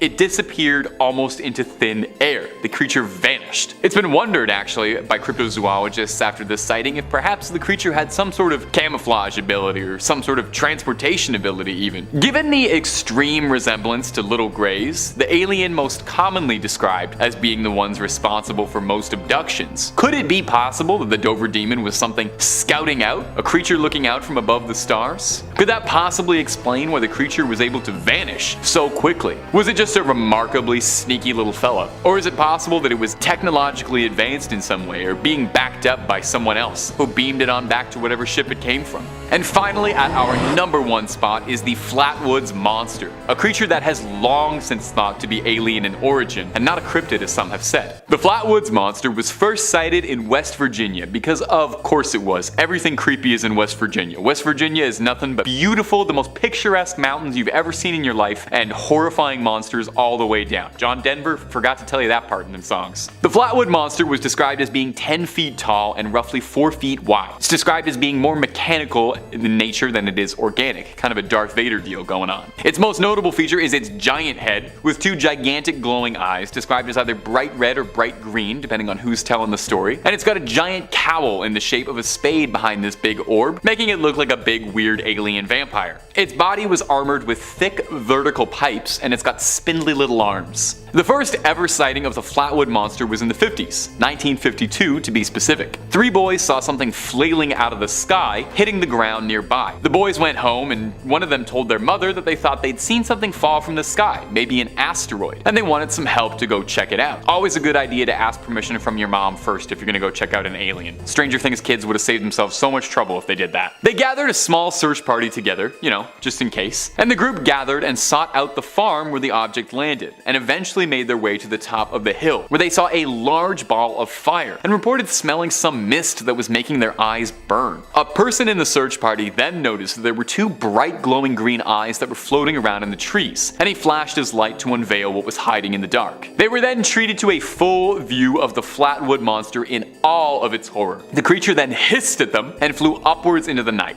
never to be seen again. Now, over the years, detractors have claimed that the Flatwood Monster could just have been the darkness playing tricks on people's eyes, and that it could have been just a barn owl obscured by shadow. I definitely kind of see that. I see a similar enough face shape. Barn owls are kind of weird looking, but I feel like the size would be hard to misunderstand. Plus, that doesn't really explain off the mist that was making everyone's eyes burn, or the strange thing that fell from the sky. If you ask me, there's a lot more to say the Flatwood Monster is an alien than there is to say it's an owl. Number 3. The Man in My Scope. This next story comes to us from an interview that a YouTuber, Funkalopagus, did with a hunter who thinks he had an encounter with the creature or something else deeply strange late at night. He originally posted this story to Reddit with the name Perpetual Connection, so that's what we'll call him if it comes up. He says he was hunting boar. He was saving up for a while to get a special thermal vision scope. He took it to a range and waited from 10 p.m. to 2 a.m. to find a good boar to bag, but surprisingly wasn't finding anything. And he noted that the area that he went up to was shockingly empty of wildlife, no deer, no rabbits, no coyotes, nothing, as opposed to it usually being pretty plentiful. So he was getting himself ready to leave, assuming it must have just been a bad day, when he heard a crunch come from the direction that he'd entered the park. So he raised his scope to see what it was and saw initially what he assumed was a bear, some big mass on his scope. He zoomed in a bit and jolted when he realized it wasn't a bear, but looked a bit more like a man. Now, what was disturbing him was that he was about 30 miles away from any other public areas. And there were no other cars parked around, no wildlife to speak of. The only other living thing next to him was this person in his scope, who happened to be completely naked, twitching and grabbing at all the foliage. The OP then says that the mysterious figure looked up at him and in an extremely unsettling, high-pitched feminine voice began to call out for help. The hunter believed that he was being trapped and scrambled to escape. He said it didn't sound like this voice should be coming from this entity, and he said that the creature was staring at him with a wide smile and unfurled itself standing on its back legs, standing 6 feet tall or maybe more. He pointed his weapon at the unknown entity and warned for it to stand down, and said that it arched on its fours again and hissed at him like a cat before disappearing into the brush, screeching in a wail. The hunter would return to his car and drive off in an absolute panic, I think like most of us would, and he would tell authorities what he saw, but he was only reprimanded for hunting at night. I mean, fair enough. If I reported that story to the sheriff or something, I think I as the sheriff would hear that and just, you know, scratch that off and be like, oh, I'm not messing with that. So what do you think? Did he happen to come across someone in the woods who was just having a wild night on all of the substances, or was that a close encounter with death that he narrowly avoided. Number 2, the 2019 sighting. This next sighting happened in 2019. It's the same time as the first point. Coincidence? Absolutely, but worth mentioning nonetheless. This next story was posted to Reddit by a user named Bradley Innovates. Bradley tells about how he had just been discharged, honorably, don't worry, from the Marines and was returning home to his home state of Alabama. Sweet home Alabama, and was catching up visiting on old friends. His best friend Jacob in particular, the two of them had been friends their whole life and usually got up to, boyhood stuff, hanging out in the woods, that kind of thing. The two of them traveled out to a secluded campsite that they'd enjoyed when they were younger, bringing a long arm with them for target practice. The two were chatting and eventually got onto stories of cryptids in the woods, namely, you guessed it, the Wendigo. His friend told him one could summon this creature by speaking its name 3 times into the woods like Bloody Mary. I've said its name like 9 times in this video. I'm speaking into a camera, so I hope that's okay. I hope I'm not cursing you out there. Might be best just to sage your house a little bit after watching this video. Anyway, Bradley played along and spoke his name out 3 times, only to discover nothing happened. Until he heard a snap in the woods, and his reflexes instinctively darted backwards. A few coyotes ran by, and his friend decided that it was enough scares for the woods and started to pack up when a tree began to fall forward towards them. Now, if that wasn't already unnerving, the Redditor said the next thing he heard was the voice of his friend's younger sister calling out to them both, except they didn't bring her along and she wasn't anywhere nearby, and that's when both of them knew they were in far deeper trouble than they thought. They claimed that they saw an emaciated, fleshy monster, deathly thin, with next to no meat on its bones, skin as pale as ash, and a vibrant blue eyes. That actually sounds pretty familiar, to be honest. The men fired at it and ran screaming from the woods towards their car. They escaped, horrified by what they saw, but luckily alive. If this story is true, then that has to be a real-life encounter with the creature. Number 1, Jack Fiddler. There truly aren't many sightings or stories of Wendigos, and indigenous people don't particularly like to share these stories out of their tribes. Despite the popularity on apps like TikTok, it's a pretty niche bit of folklore. Of course, it could also be because there are people out there maintaining the local population. Jack Fiddler, or Zanhano Gahengogawa, was an Ojibwe shaman living in Sandy Lake in the late 1800s, early 1900s. He was renowned among his people for being a hunter of the supernatural, defending his tribe from threats that no one else would be willing. There are many documented cases of indigenous people who, feeling themselves lose control to the appetite or the spirit within them, would request that someone close and trusted would be the one to finish them off. This could be a close friend of the family or a family member. It was an act of mutual trust. Zanhano Gahengogawa claims to have felled 14 Wendigos during his lifetime like this. Of course, not everyone would see it this way. By 1906, word would reach the Royal Canadian Mounted Police, the Mounties, that to them there was this is a quote, a band of pagans in the habit of killing one another whenever one gets delirious through fever or other causes. By 1907, the mounted police had arrested Zanhano Gahengogawa and his brother Pescoquan for the death of Pescoquan's daughter-in-law. Locals in the tribe decried the decision, saying they didn't understand, and that the man they were accusing of being a killer was a quiet, dignified man who lived with a clear conscience. After 15 weeks of imprisonment, Zanhano Gahengogawa would escape from the police escort holding him. When they found him, he was lying on a rock with a sash tied in a knot around his neck. It was his way out of escaping persecution. It's kind of a sad end. I probably should have ended on like a joke or something. I don't have one. I don't have a joke about that.